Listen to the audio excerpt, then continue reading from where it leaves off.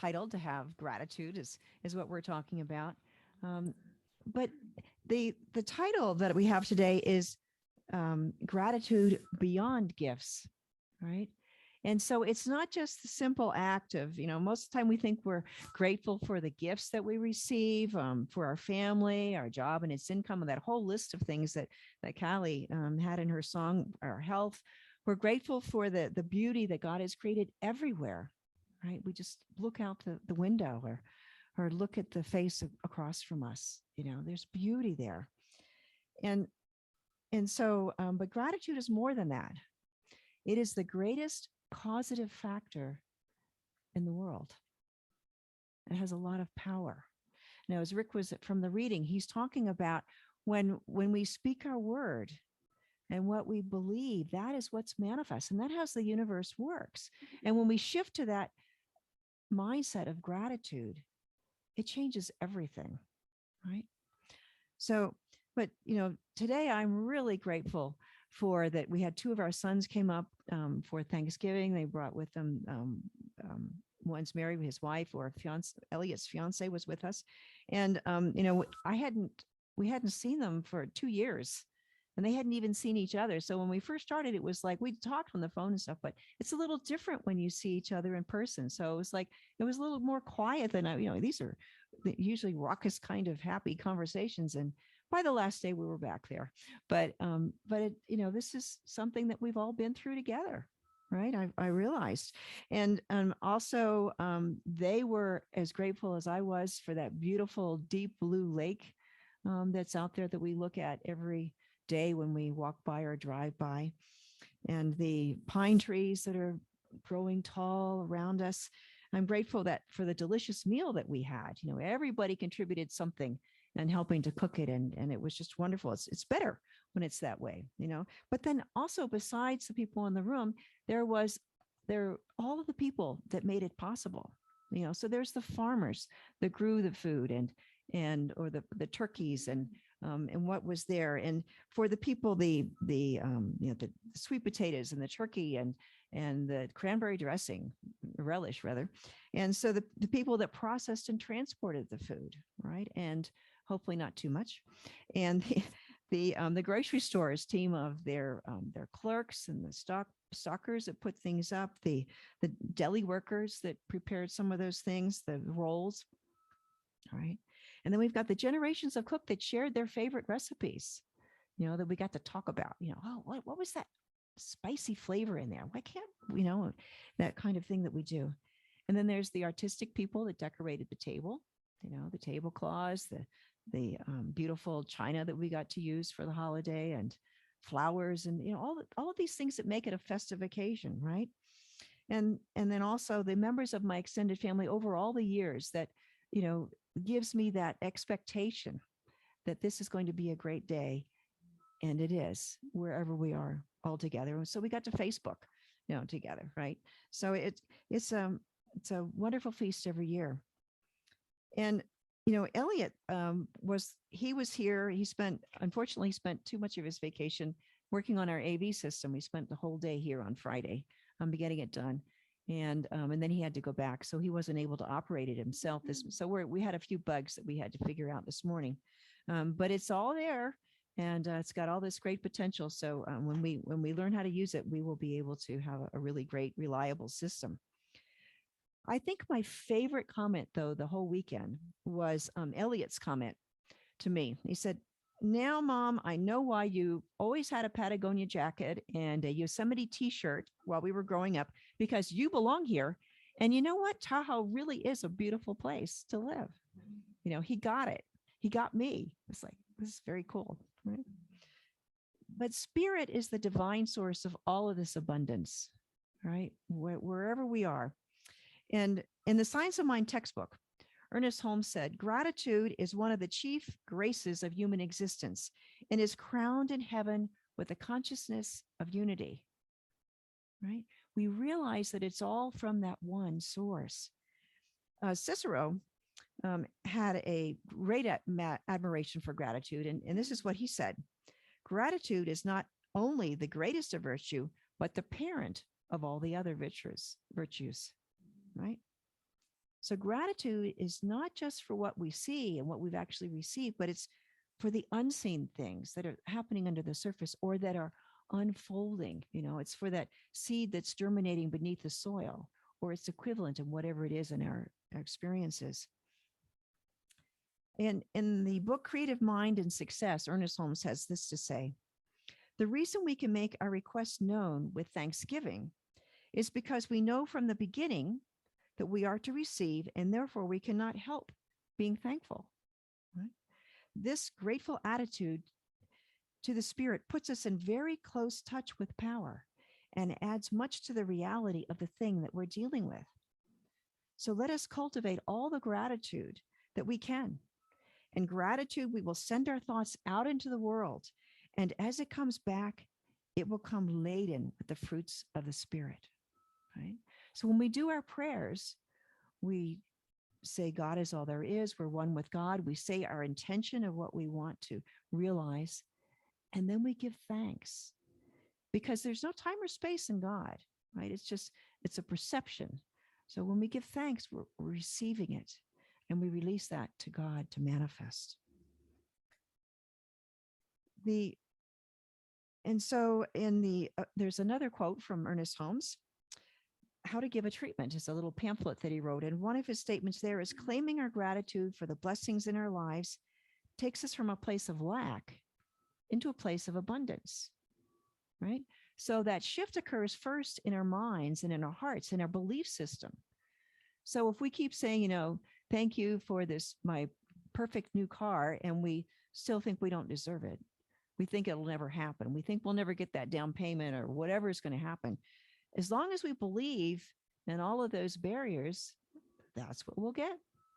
But when we heal that sense of lack and shift to the abundance that is our natural state, and then that is what starts to manifest in our life. It's changing a whole pattern. It's changing a habit, and so our mind keeps it wants to go back to the old pattern, but we change it. If it does, it's like a meditation. You just bring it back, focus on what is the truth, and pretty soon that starts becoming your norm, and we really believe it. Right now, Eckhart Tolle, I love this book too. I took a class on it a few years ago, and it was an amazing class. My book had notes all over it until I lost it on an airplane, so I have a new one. But one of the things that he says is acknowledging the good that you already have in your life is the foundation for all abundance. So we move from that gratitude to having more abundance. We let go of any sense of lack, and then we recognize that abundance that surrounds us. It puts us in the midst of the infinite divine flow, right? Rather than thinking, the flow's over here, and it's something for somebody else. No, we're right. When we get into that gratitude, we are in the middle of it. It is our experience and our true experience. It's that divine flow that comes from spirit. The source is not outside of ourselves. It is part of who we are. And as we recognize that abundance around us, then there's something within us that responds and awakens, right? It resonates when we recognize that gratitude. Michael Bernard Beckwith has a fun way of saying it. He says, gratitude places you in the energy field of plenitude. Grow with gratitude and see how awe and joy make their home in you, right? So our level of consciousness manifests whatever we are experiencing. And as Rick also mentioned, to whom in the Bible, Jesus says, whoever has will be given more, and he will have an abundance. Whoever does not have, even what he has will be taken away from him. And as Rick said, that this sounds kind of unfair, but it's the way things work, right? So whatever you believe yourself to be, that's what you're going to experience. Is your consciousness of lack? Do you lack money? Do you lack love, relationships? Do you lack recognition? People don't appreciate you for all that you contribute. What kind of lack do you have in your life? And Eckhart Tolle takes it a little bit step further. He says, that the people complaining that people do not treat them very well. Well, the fact is what he says, whatever you think the world is withholding from you, you are withholding from the world. You are withholding it because you think you are small and that you have nothing to give. Right? We're seeing ourselves in this as if this body, this limit of us, is all we are. And that's not true at all. We are part of spirit. It's like my thumb saying it's nothing. Well, my thumb is a part of me. It's a very integral part of me. It helps me to do all kinds of things, right? But it's not separate. It's part of me. And so we are a part of God. We're not all that God is, but everything that we are is a part of God, right?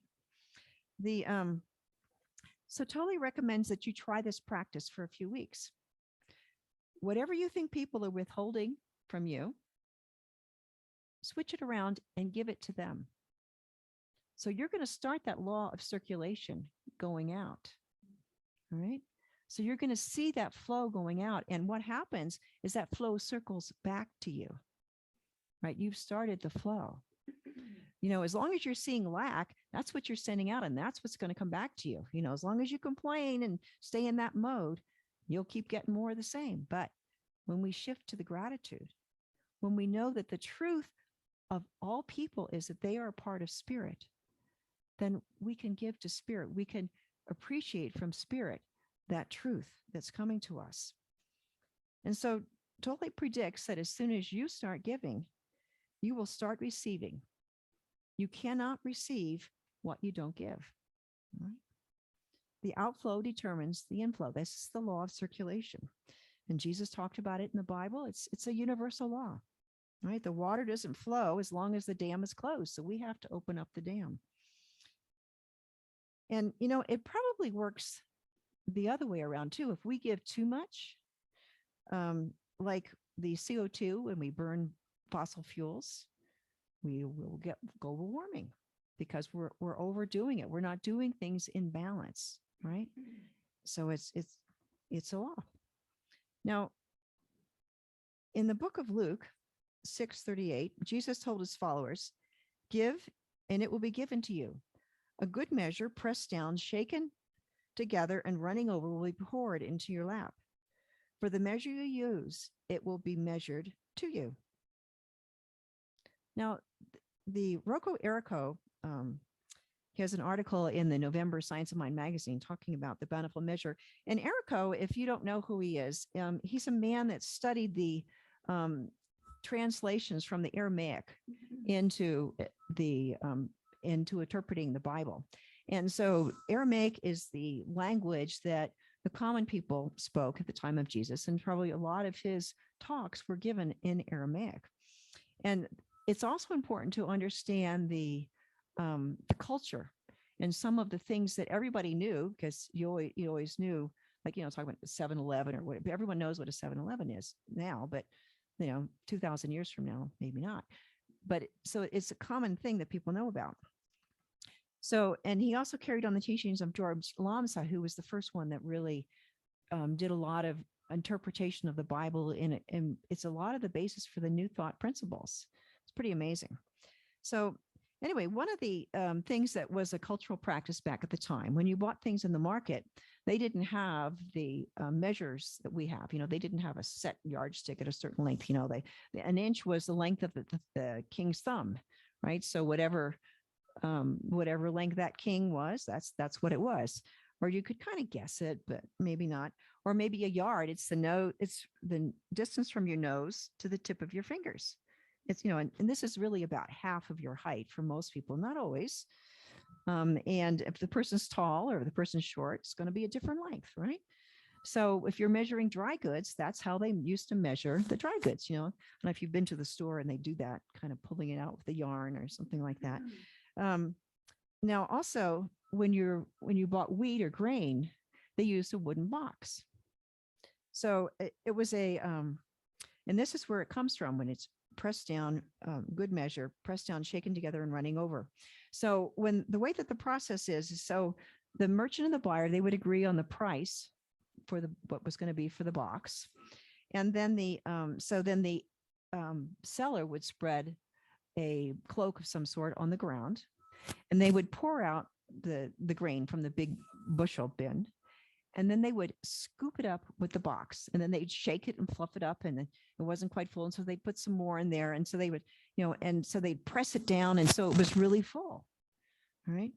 And so, and as they did each one of these scoops, they would say a blessing, right? So it was because it was a sacred act to sell and purchase grain, because this is the life of what they sustenance that they had. And so the Near Eastern Semites, this was their practice. And so they also had pious language that went along with it. So the first scoop meant was blessings.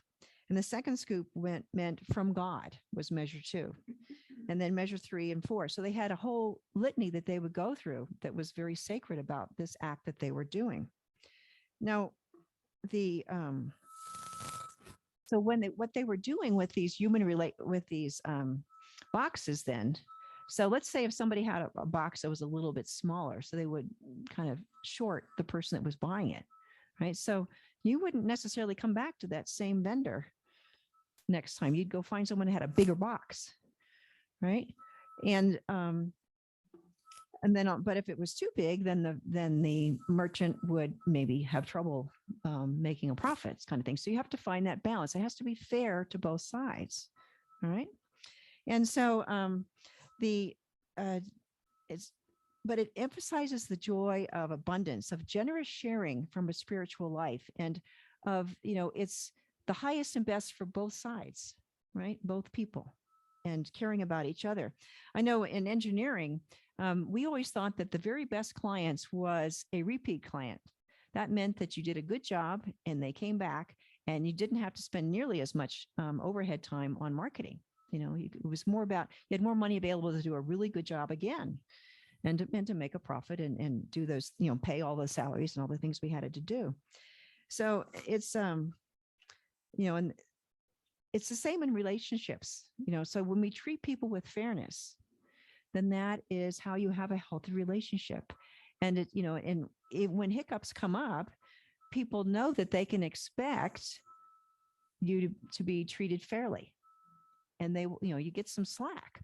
There's some give and take in a relationship that's healthy. But if you've got PTSD from all the things that have happened, then it's much harder to have that room to experiment and do you just have a very controlled, I think there's something else on. Anyway, I think the sound needs to come down a little bit because I'm hearing some feedback on my mic. Thank you. Okay, so can you still hear me? Okay, can they hear me on Zoom, I hope? Okay, great. Okay, much better. So if we have this fair event happening, so our role is then to circulate this divine abundance, right? So it comes in, and so our role is God has to manifest through people, and so we are the arms and the legs and the voice and the hands of God, right? So and when we give, it's suggested that we want to give freely like the sun. Yeah, can you hear that again? Yeah. There. Yeah, it's getting worse.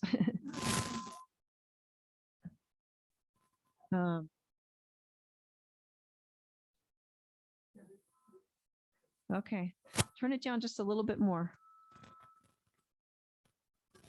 Like the gain versus something like that. Okay.